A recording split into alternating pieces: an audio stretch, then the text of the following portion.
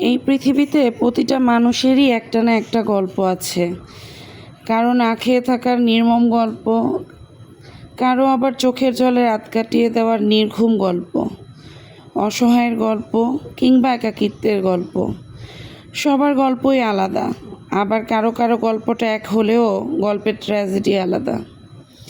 কারো জীবনে দুঃখ কষ্টই কাউকে ছোঁয় না।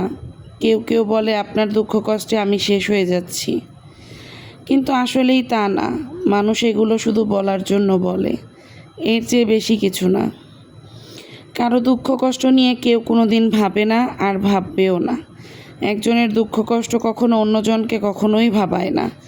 নিজের দুঃখ কষ্টগুলো দিন শেষে নিজেরই থাকে, নিজেকেই সবচেয়ে বেশি ভাবায়, নিজেকেই সবচেয়ে বেশি কষ্ট দেয়। হাজারো দুঃখ কষ্টের সাথে নিজেকে একাই লড়তে হয়, লড়াই করতে হয়। কেউ পাশে থাকে না, কেউ কেউ শুধু পাশে থাকার অভিনয় করে।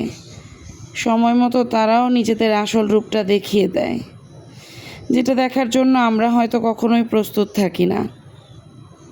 কিন্তু আমাদেরকে ঠিকই মেনে নিতে হয়, কারণ তখন মেনে নেওয়া ছাড়া বা মানিয়ে নেওয়া ছাড়া আমাদের আর কিছুই করার থাকে না।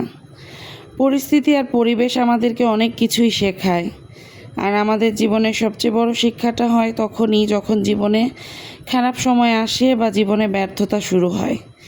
এই ব্যর্থতা আমাদেরকে শেখায় জীবনের সফলতার পথ এতটা সহজ নয়। দমে গেলে চলবে না, জীবনের শেষ মুহূর্ত পর্যন্ত লড়াই করে যেতে হবে। আপনার জন্য কেউ একটু জায়গা ছেড়ে দিবে না, নিজের জায়গাটা আপনার নিজেকেই তৈরি করে নিতে হবে। আর খারাপ সময় আমাদেরকে শেখায় জীবনে সবাইকে আপন ভাবতে যেও না। দেখবে খারাপ সময়ে তুমি এমন অনেককেই হারিয়ে ফেলবে যাদেরকে সবসময় তুমি নিজের খুব আপন ভেবে এসেছো। তাই মানুষকে চিনতে ভুল করো না, আর মানুষটা ভুল এটা জেনে যাওয়ার পরেও সেই ভুল মানুষটাকে নিয়ে এগিয়ে যাওয়ার চেষ্টাও করো না। মনে রেখো, সাময়িক কষ্ট পাওয়া ভালো আজীবন ক্ষত বয়ে বেড়ানোর চেয়ে। সাময়িক কষ্ট একটা সময় গিয়ে হয়তো তুমি ভুলে যাবে, তোমার ব্যথাটা সেরে যাবে। কিন্তু তুমি যদি ভুল মানুষকে নিয়ে এগোতে চাও বা ভুলটাকে ধরে বাঁচতে চাও, সেটা তোমার আজীবন বয়ে বেড়াতে হবে। তাই আজীবন ক্ষত বয়ে বেড়ানোর চেয়ে সাময়িক কষ্ট পেয়ে নিজেকে শুধরে নেওয়া আমি মনে করি উত্তম।